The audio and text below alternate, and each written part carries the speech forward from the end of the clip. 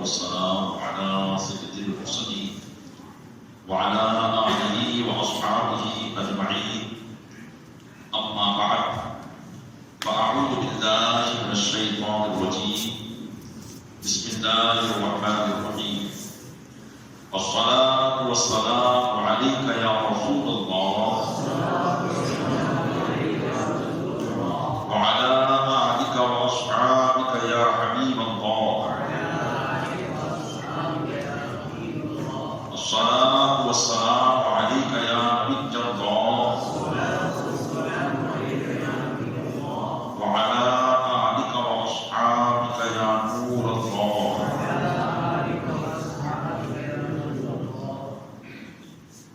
الحمد لله عز وجل. بعد تراویح احادیث مبارکہ کے درس جاری ثانی میں اللہ تبارک و تعالیٰ اپنے محبوب صلی اللہ علیہ وسلم کے صدقے میں ہمارا یہاں جمع ہونا اور اس درس کو سنانا اپنی بارگاہ میں قبول فرمائے اور اسے ہمارے لیے ذریعہ نجات بنائے. آمین بجائے نبی کریم صلی اللہ تعالیٰ علیہ وآلہ وصحبہ وسلم. حشر کا بیان اور شفاعت کا بیان جاری سماعت کریں. وعن ابی سعید الخدری ان الناس قالوا یا رسول اللہ علیہ الصلوۃ والسلام هل نرى ربنا يوم القيامة؟ قال رسول اللہ صلی اللہ علیہ وسلم نعم.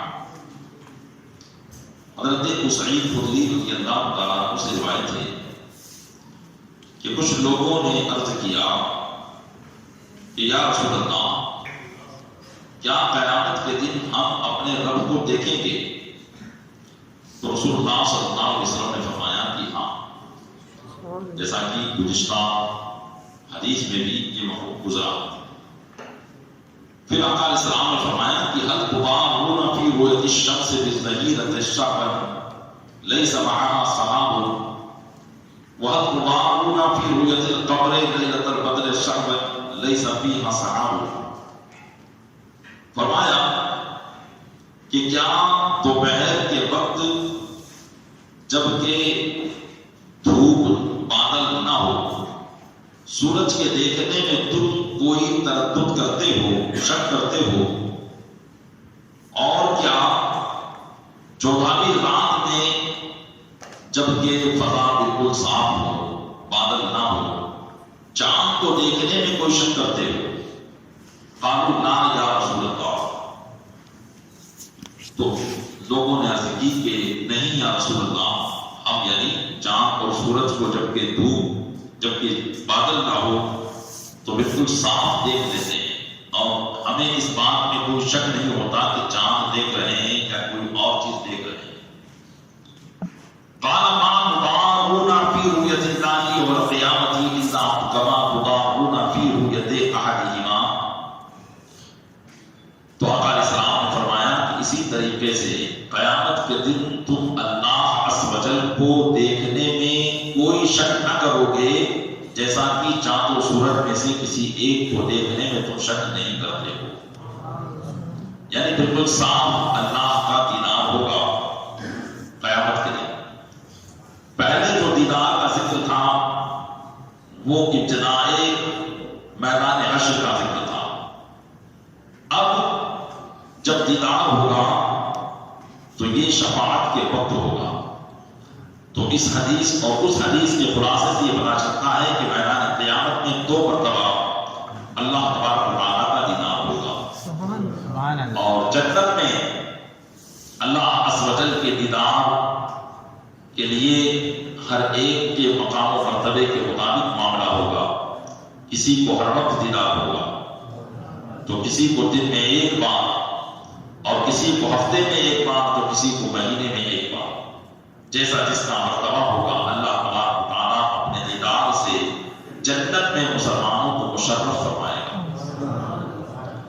اب رسول اکرم صلی اللہ علیہ وسلم ارشاد فرماتے ہیں اذا کان یوم القیامت ادنا مودع لیتبع کل امت ما کانت تعبد. فرماتے ہیں علیہ السلام کہ جب قیامت کا دن ہوگا تو ایک اعلان کرنے والا کہ ہر جماعت جس کی پوجا کرتی تھی اس کے پیچھے چلی جائے. قیامت کے دن اللہ کی طرف سے اعلان کرنے والا اعلان کرے گا کہ دنیا کے اندر جو جس کو پوجتا تھا، جو جس کی عبادت کرتا تھا، وہ اسی کے پیچھے چلے جائے. کیونکہ دنیا کے اندر بہت سے معبود لوگوں نے بنا رکھے ہیں. فرعون بھی معبود بنا، نمرود بھی معبود بنا. اہل مکہ 360 خداؤں کو پوجا کرتے تھے. ہندوستان کے اندر جو کروڑوں دیوی دیوتا ہے، تو قیامت کے دن یہ اعلان ہوگا کہ دنیا کے اندر جو جس کی عبادت کرتا تھا نا، وہ اسی کے پیچھے چلے جائے.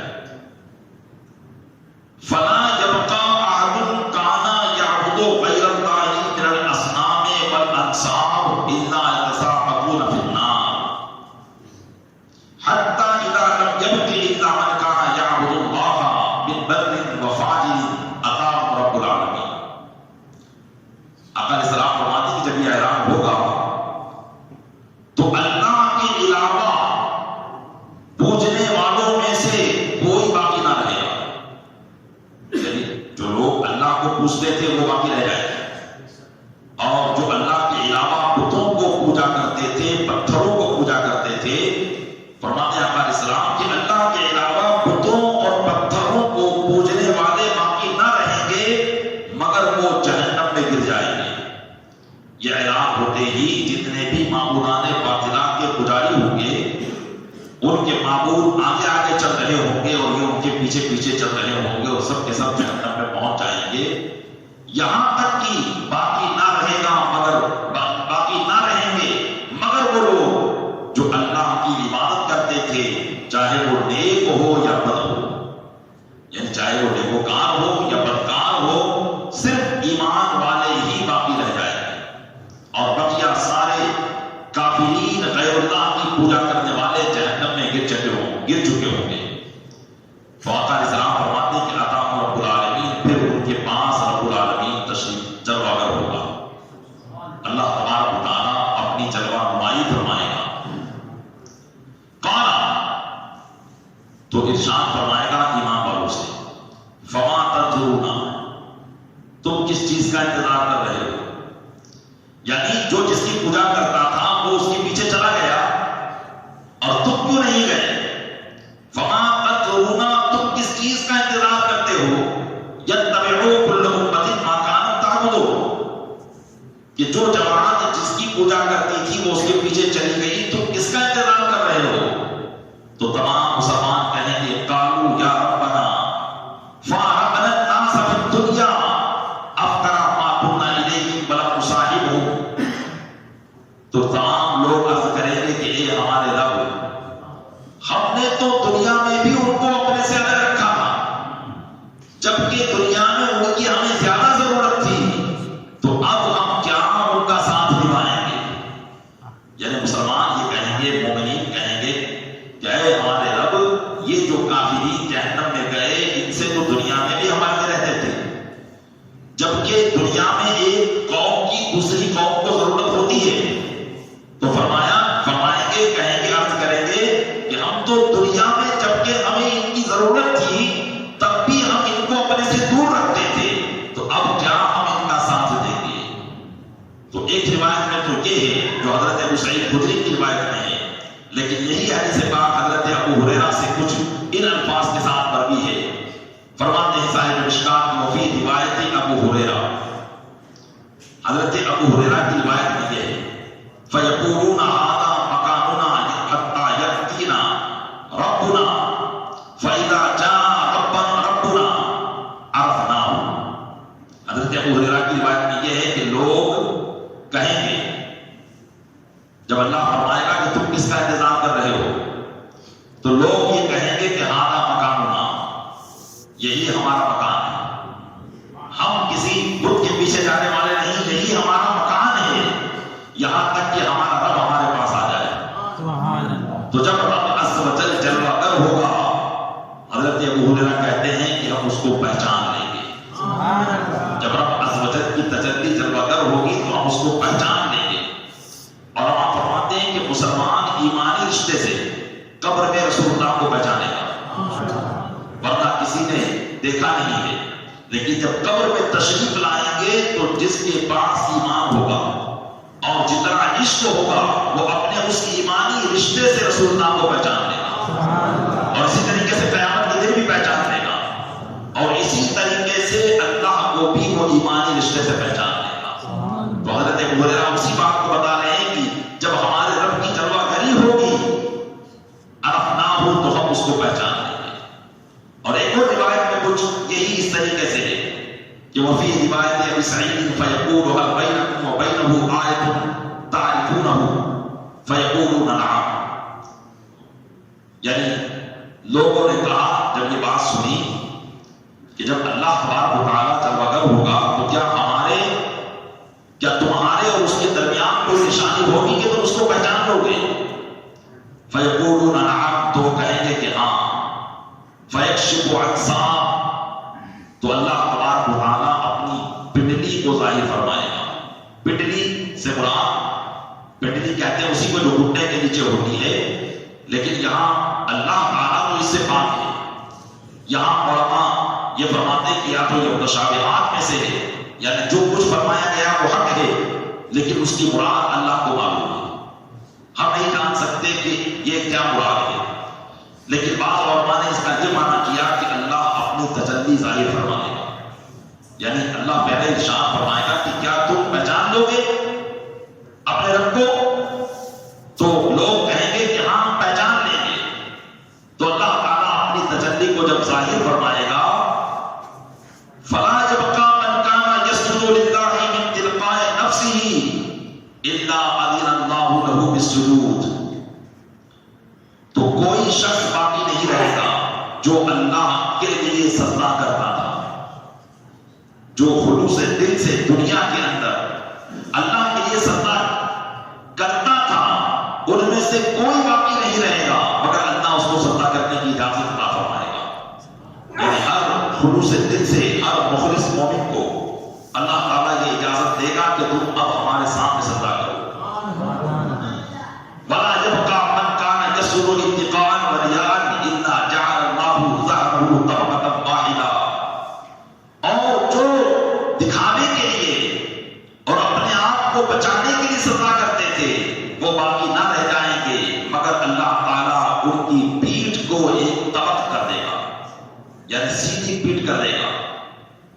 کلما اراد ان یسجد خضع علی قفاہ، جب جب وہ سجدہ کرنے کا ارادہ کریں گے اپنے پیٹھ کے پیچھے گر جائیں گے، وہ سجدہ نہیں کر پائیں گے۔ وہ لوگ جو دنیا کے اندر ریاکاری کے لیے اللہ کی بات کرتے تھے، جن کے دل میں نفاق تھا، جو منافقانہ رویے اختیار کرتے تھے، نماز تو پڑھتے تھے لیکن اللہ کی بارگاہ میں سجدہ نہیں کر پائیں گے، تو وہاں اب کلمہ پڑھنے والوں کے درمیان بھی فرق ہو جائے گا۔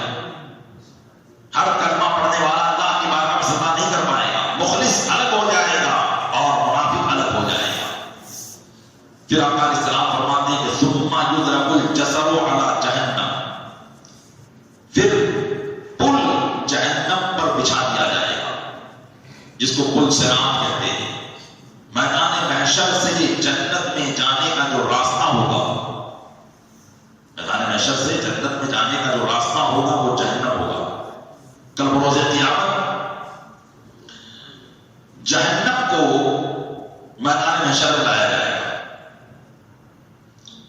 70 ہزار فرشتے زنجیروں سے پکڑ کر کھینچ کر اسے میدان محشر میں لا رہے ہوں گے، اور پھر جہنم کو وہاں رکھ دیا جائے گا، اور خود جہنم کی جو وساطت ہے، جو اس کی لمبائی چوڑائی ہوگی وہ آگے انشاءاللہ آپ سنیں گے کہ وہاں لوگوں کے سامنے رکھ دیا جائے گا، پھر اس پر ایک برج، ایک پل بچھایا جائے گا جو جنت کی طرف جا رہا ہوگا، اور اب اللہ حکم فرمائے گا کہ اس پر سے گزرو اور جنت میں پہنچو۔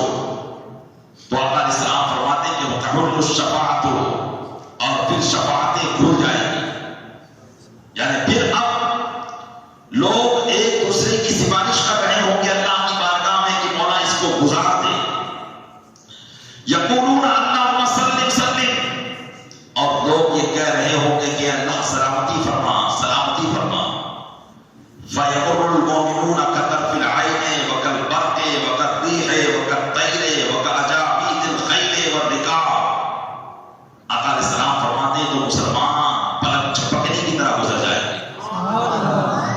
کیونکہ وہ پل ایک تو جہنم کے اوپر قائم ہوگا اور اس کی کیفیت انشاءاللہ آگے سماعت کریں گے، آپ کچھ سن لیں، یہ ہوگی کہ وہ بال سے زیادہ باریک اور تلوار سے زیادہ تیز ہوگا، اور اس پر کچھ آنکڑے ہوں گے کہ جو کافروں کو اور گناہ گاروں کے پیروں کو پکڑ پکڑ کر گھسیٹ رہے ہوں گے اور جہنم میں ڈال رہے ہوں گے، لیکن جو ایمان والا ہوگا اللہ تعالیٰ اسے ایسی قوت ایمانی عطا فرمائے گا کہ وہاں سے ایسا گزرے گا جیسے بلند چوکی، حالانکہ وہ بھی سینکڑوں میل کا راستہ ہوگا، لیکن مسلمان فرماتے ہیں علیہ السلام کہ ہر ایک کے گزرنے کی کیفیت الگ الگ ہوگی۔ تو فرمایا کہ مومنین پلک کے جھپکنے کی طرح اور بجلی کی طرح اور ہوا کی طرح اور تیز رفتار گھوڑے اور اونٹوں کی طرح گزرے گا، جس کے جیسے اعمال ہوں گے وہ اسی طریقے سے گزرے گا۔ فناجن مسلم، تو بعض نجات پانے والے وہ ہوں گے جو صحیح سالم پہنچ جائیں گے، یعنی ان کے جسم پر کسی قسم کا کوئی زخم نہ لگا ہوگا، نہ آگ کی تپش ان کو پہنچی ہوگی اور نہ پل صراط کی دھار ان کو لگی ہوگی، نہ آکڑوں میں ان کے پیر پھنسے ہوں گے۔ تو فرمایا کہ بعض نجات پانے والے وہ ہوں گے جو بالکل صحیح سالم پہنچ چکے ہوں گے، وَمَخْدُوشٌ مُرْسَلٌ، اور بعض وہ ہوں گے جن کو زخمی کر کے چھوڑ دیا گیا ہوگا، یعنی پیر پھنسے تھے لیکن اللہ تبارک و تعالیٰ کی رحمت سے وہ گرتے پڑتے جنت تک پہنچ جائیں گے۔ اسی کو فرمایا کہ مخدوش مرسل، بعض وہ ہوں گے جو زخم کھردہ چھوڑ دیے گئے ہوں گے، وَمَقْدُوشٌ فِي نَارِ جَهَنَّمَ، اور بعض وہ ہوں گے جو جہنم ہی میں گرا دیے جائیں گے، جن کو جانا نصیب نہ ہوگا، اور یہ وہ ہوں گے جو کافرین ہوں گے۔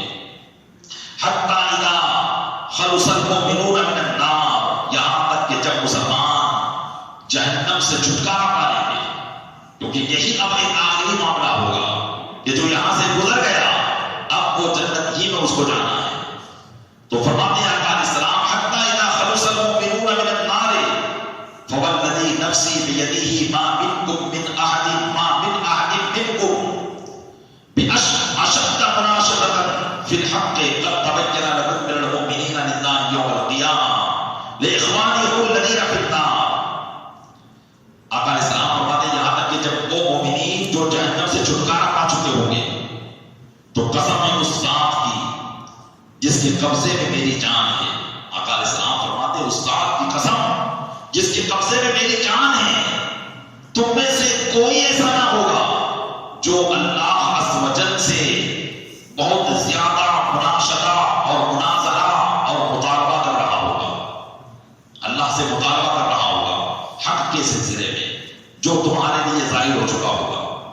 یعنی جب وہ مومنین جو پل صراط سے نجات پا جائیں گے تو بعض مومنین وہ ہوں گے جو جہنم میں گر چکے ہوں گے یا جن کو جہنم میں پہلے سے پہنچا دیا گیا ہوگا، تو جب وہ مومنین جنت کی طرف پہنچ چکے ہوں گے اور پل صراط پار کر چکے ہوں گے تو اب اللہ تعالیٰ ان کے ذہنوں میں یہ بات ڈال دے گا کہ تمہارے وہ مسلمان بھائی جو دنیا کے اندر تمہارے ساتھ رہتے تھے، نماز پڑھتے تھے، روزہ رکھتے تھے، لیکن گناہ بھی کرتے تھے، ان گناہوں کی وجہ سے وہ جہنم میں گر چکے ہیں یا پہلے سے جہنم میں پہنچا دیے گئے ہیں، تو آقا علیہ السلام فرماتے ہیں کہ تم ان مسلمانوں کے بارے میں اللہ سے بہت زیادہ مطالبہ کرو گے، تم میں سے ہر ایک اللہ سے مطالبہ کرے گا۔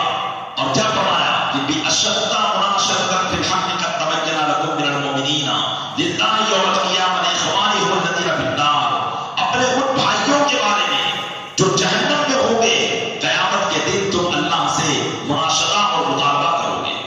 کیا کرو گے؟ فرماتے ہیں یقولون ربنا كانوا يصومون معنا ويصلون ويحجون، وہ کہیں گے کہ اے رب ہمارے بہت سے مسلمان بھائی جہنم میں چلے گئے ہیں جو دنیا کے اندر ہمارے ساتھ نماز پڑھتے تھے، ہمارے ساتھ حج کرتے تھے، ہمارے ساتھ روزہ رکھتے تھے، اسی لیے کہا گیا ہے کہ مسجد میں نماز پڑھا کرو۔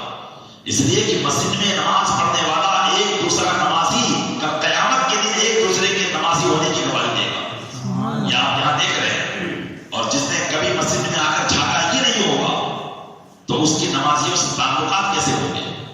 تو ایک دوسرے کا نمازی جو ہے وہ ایک دوسرے کی خبر اللہ کی بارگاہ میں پیش کرے گا. عرض کریں گے کہ مولا وہ تو ہمارے ساتھ روزہ رکھتے تھے، نماز پڑھتے تھے، حج کرتے تھے، اور وہ تو جہنم میں چلے گئے.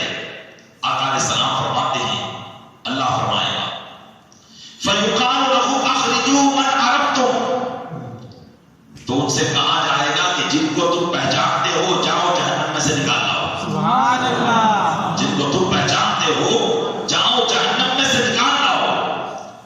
فَتُحَرَّمُوا صُوَرُهُمْ عَلَى النَّارِ، اس لیے کہ اگرچہ ان کا پورا جسم جل چکا ہے لیکن ان کے چہرے ہم نے آگ پر حرام کر دیے. ان کے چہروں سے تم پہچان لو گے کہ یہ مومنین ہیں. ان کے چہروں سے تم جان لو گے کہ وہ ہمارے ساتھ تھے جو دنیا کے اندر ہمارے ساتھ نماز پڑھتے تھے. آقا علیہ السلام فرماتے ہیں تو لوگ جائیں گے فَيَخْرِجُونَ خَلْقًا كَثِيرًا، تو وہ بہت ساری مخلوق کو نکال دے آئیں گے. لیکن ان کا یہ جانا ان کو تکلیف نہ دے گا. جہنم میں طاقت وہی ہوگی، لیکن جن لوگوں کو اللہ تبارک و تعالیٰ جہنم میں مسلمانوں کو نکالنے کے لیے بھیجے گا جہنم کی آگ پر اثر نہیں کرے گا. وہ جہنم میں جائیں گے لیکن نکالنے کے لیے، جیسا کہ جہنم میں فرشتے بھی ہوں گے لیکن عذاب دینے کے لیے وہ آگ پر اثر نہ کرے گی. اسی طریقے سے یہ بھی اپنے مسلمان بھائیوں کو نکالنے جائیں گے. آقا علیہ السلام فرماتے جب جائیں گے تو ایک کثیر تعداد میں لوگوں کو لے کر آ جائیں گے. ثم يقولون ربنا ما بقي فيها احد ممن امرتنا بها، کہ لوگ عرض کریں گے کہ اے رب جن لوگوں کا تو نے ہمیں حکم دیا تھا ان میں سے تو کوئی باقی نہ رہا. جن کو ہم پہچانتے تھے سب کو ہم نکال لے آئے. لیکن اللہ فرمائے گا فَيَقُولُ ارْجِعُوا فَمَنْ وَجَدْتُمْ فِي قَلْبِهِ مِثْقَالَ دِينَارٍ مِّنْ خَيْرٍ فَأَخْرِجُوهُ. اب اللہ فرمائے گا کہ جاؤ پھر جاؤ اور جس کے دل میں ایک دینار کے برابر بھی کوئی بھلائی پاؤ اس کو بھی نکال لاؤ. سبحان اللہ. یعنی جو مومن تھا ایمان کے حالت میں بڑا اعمال نہ کیے لیکن کچھ نہ کچھ اس نے خیر کام کر دیا تھا، ایک دینار کے برابر بھی اس نے بھلائی کی تھی. اللہ تعالیٰ اس دن مومنوں کو بھی علم میں عطا فرما دے. کس نے کیا دنیا کے اندر بھلائی کی ہم کو کیا معلوم، اور وہ بھلائی اللہ کی بارگاہ میں بھلائی اسی وقت ہوگی جب یہ مقبول ہوگی. تو بھلائی اسی وقت کہلائے گی. یہ علم غیب اس دن مومنین کو ملے گا. تو وہ اللہ فرمائے گا کہ جس کے دل میں ایک دینار کے برابر بھی بھلائی ہو اس کو نکال لاؤ. آقا علیہ السلام فرماتے ہیں فَيُخْرِجُونَ خَلْقًا كَثِيرًا، تو وہ جائیں گے اور پھر بہت ساری مخلوق کو نکال لائیں گے. ثُمَّ يَقُولُ ارْجِعُوا فَمَنْ وَجَدْتُمْ فِي قَلْبِهِ مِثْقَالَ نِصْفِ دِينَارٍ مِّنْ خَيْرٍ فَأَخْرِجُوهُ. اللہ کا رحمت کا دریا اور جوش میں آئے گا. سبحان اور ارشاد فرمائے گا کہ پھر جاؤ سبحان اور اللہ. جس کے سبحان دل اللہ. میں آدھے دینار کے برابر بھی بھلائی ہو اس کو بھی نکال لاؤ. سبحان اللہ. فَيَخْرُجُونَ خَلْقًا كَثِيرًا، تو وہ جو مومنین جائیں گے اور بہت ساری مخلوق کو نکال لے آئیں گے. ثُمَّ يَقُولُ ارْجِعُوا فَمَنْ وَجَدْتُمْ فِي قَلْبِهِ مِثْقَالَ ذَرَّةٍ مِّنْ خَيْرٍ فَأَخْرِجُوهُ. اللہ پھر فرمائے گا کہ پھر جاؤ اور جس کے دل میں ایک ذرہ کے برابر بھی بھلائی ہو اس کو بھی نکال لاؤ. سبحان اللہ. سبقت رحمتی علی غضبی، کہ میری رحمت میرے غضب پر سبقت کر جاتی ہے. یہ مظاہرہ اللہ تبارک و تعالیٰ اس دن فرمائے گا کہ دنیا میں چاہے کتنے بھی گناہ کیے ہو لیکن ایک ذرہ برابر کی نیکی اگر مومن نے کی ہوگی وہی اس کے لیے بخشش کا ذریعہ بن جائے گا. اللہ فرمائے گا کہ جاؤ ان کو بھی نکال لاؤ. فَيُخْرِجُونَ خَلْقًا كَثِيرًا، تو وہ ایک بہت بڑی مخلوق کو نکال لائیں گے. ثُمَّ يَقُولُونَ رَبَّنَا لَمْ نَذَرْ فِيهَا خَيْرًا، پھر لوگ کہیں گے کہ اے رب اب تو ہم نے کوئی بھی بہتر آدمی اندر نہ چھوڑا. جس کے دل میں بھلائیاں تھی جن کو ہم جانتے تھے ان کو تو ہم نے سب کو نکال دیا ہے، کوئی باقی نہ رہا. تو اب اللہ فرمائے گا فَيَقُولُ اللَّهُ شَفَعَتِ الْمَلَائِكَةُ وَشَفَعَ النَّبِيُّونَ وَشَفَعَ الْمُؤْمِنُونَ وَلَمْ يَبْقِ إِلَّا أَرْحَمُ الرَّاحِمِينَ. اللہ فرمائے گا فرشتوں نے سفارش کی، فرشتوں نے سفارش کی، ان کی سفارش پر بھی ہم نے بخشا، نبیوں نے سفارش کی، ان کی سفارش پر بھی ہم نے بخشا، مومنین نے سفارش کی، ان کی سفارش پر بھی ہم نے بخش دیا، اب کوئی نہیں باقی رہا ہے سوائے ارحم الراحمین کے۔ اللہ فرمائے گا کہ یہ تو ابھی تک جو بخشے گئے میرے بندوں کی وجہ سے بخشے گئے، اب ارحم الراحمین باقی ہے، اب تو وہ جانتا ہے کہ کون ایمان والا ہے، سبحان اللہ، اب وہ جانتا ہے کہ کس کے دل میں بھلائی ہے، جس کے دل میں بھلائی تم جانتے تھے تم نے اس کو نکال دیا، لیکن کچھ ایسے بھی ہیں میرے بندے جن کو صرف میں ہی جانتا ہوں، سبحان اللہ، جو دنیا کے اندر جو ہے ایمان لے رہے تھے، لیکن اے لوگوں تمہیں ان کے ایمان کی خبر نہیں تھی۔ سرکار دو عالم صلی اللہ علیہ وسلم فرماتے ہیں کہ اللہ فرمائے گا کہ اب ارحم الراحمین ہی باقی ہے، تو فرماتے ہیں کہ فَيَقْبِضُوا قَبْضَةً مِّنَ النَّارِ، تو اللہ اپنی ایک مٹھی جہنم سے نکال دے گا۔ اب اللہ کی ایک مٹھی کتنی ہوگی اس کی وسعت کا کوئی اندازہ نہیں لگا سکتا، ہم اور آپ اپنی مٹھی کا قیاس نہ کریں، اس کی ایک مٹھی کتنی ہوگی اس کی وسعت کا کوئی اندازہ نہیں لگا سکتا۔ اللہ فرماتا ہے فَيُخْرِجُ مِنْهَا، رسول اللہ صلی اللہ علیہ وسلم فرماتے ہیں کہ فَيُخْرِجُ مِنْهَا قَوْمًا لَمْ يَعْمَلُوا خَيْرًا قَطُّ، آقا علیہ السلام فرماتے ہیں پھر اللہ تعالیٰ جہنم میں سے ایسے لوگوں کو نکالے گا جن کا ایمان تو ہوگا لیکن انہوں نے دنیا میں کوئی نیک کام کیا ہی نہیں ہوگا، کوئی نیک کام دنیا میں نہیں کیا ہوگا سوائے ایمان کے، اللہ تبارک و تعالیٰ ان کو نکالے گا۔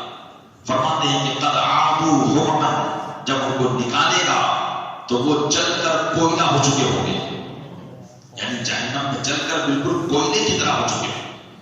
علماء فرماتے ہیں کہ یہ ایمان کی برکت ہوگی کہ جہنم میں ایک مرتبہ ڈالے جانے کے بعد مومنین کے لیے یہ رحمت ہوگی کہ وہ کوئلہ بن چکا ہوگا، اور ظاہر سی بات ہے کہ جب لکڑی کوئلہ بن جائے تو پھر آگے نہیں جلتی، اس پر اب آگ کا اثر نہیں ہوتا، تو وہ کوئلے کر دیے جائیں گے، لیکن کافرین کوئلے نہیں کیے جائیں گے، کافرین کا وہ جسم سلامت رہے گا جس کو آپ بار بار اذیت اور تکلیف پہنچاتی رہے گی۔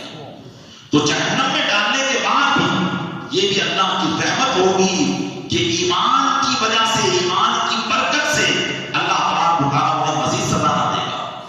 تو فرمایا کہ جب ان کو نکالا جائے گا تو وہ کوئلہ ہو چکے ہوں گے، فَيُلْقِيهِمْ فِي نَهْرٍ فِي أَفْوَاهِ الْجَنَّةِ يُقَالُ لَهُ نَهْرُ الْحَيَاةِ، تو اللہ تعالیٰ ان کو ایک نہر میں ڈال دے گا جو جنت کے دہانوں میں سے نکل رہی ہوگی، جس کو نہر حیات کہا جاتا ہے۔ ان کو یعنی وہ کوئلے جو ہوں گے ان کو اس نہر میں ڈال دیا جائے گا۔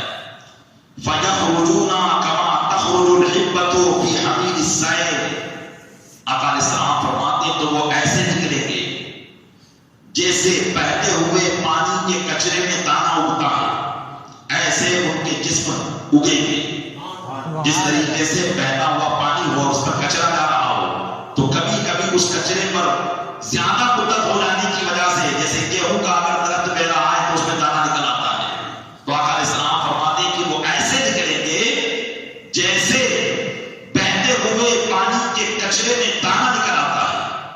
فَيَخْرُجُونَ كَاللُّؤْلُؤِ فِي رِقَابِهِمُ الْخَوَاتِيمُ، تو وہ ایسے نکلیں گے کہ ان کی گردن میں موتیوں کی طرح علامتیں ہوں گی، نشانیاں ہوں گی، ان کی گردن کے اندر ایک علامت ہوگی۔ فَيَقُولُ أَهْلُ الْجَنَّةِ هَؤُلَاءِ عُتَقَاءُ الرَّحْمَٰنِ أَدْخَلَهُمُ الْجَنَّةَ بِغَيْرِ عَمَلٍ عَمِلُوهُ وَلَا خَيْرٍ قَدِّمُوهُ، تو جنت والے ان کو کیا کہیں گے جن کو اللہ سب سے آخر میں نکالے گا؟ جنت والے ان کو کہیں گے کہ یہ اللہ کے عذاب کیے ہوئے ہیں، سبحان اللہ، یہ اللہ کے عذاب کیے ہوئے ہیں جن کو اللہ نے بغیر کسی عمل کے اور بغیر کسی بھلائی کے جنت میں داخل فرما دیا۔ سبحان اللہ، ان کا لقب جنت کے اندر عتقاء الرحمن ہو جائے، عتیق الرحمن، یعنی اللہ کا عذاب کیا ہوا، تو ان کو جنتی لوگ عتقاء الرحمن کہیں گے، اور یہ کوئی ان کے لیے انسلٹ نہیں ہوگی یا ان کی بے عزتی نہیں ہوگی، بلکہ یہ ان کے لیے فخر ہوگا کہ یہ وہ لوگ ہیں کہ جنہوں نے کوئی کام نہ بھی کیا تھا اس کے باوجود بھی رب نے ان پر کرم فرمایا، سبحان اللہ، تو یہ میرے رب کا کرم ہوگا۔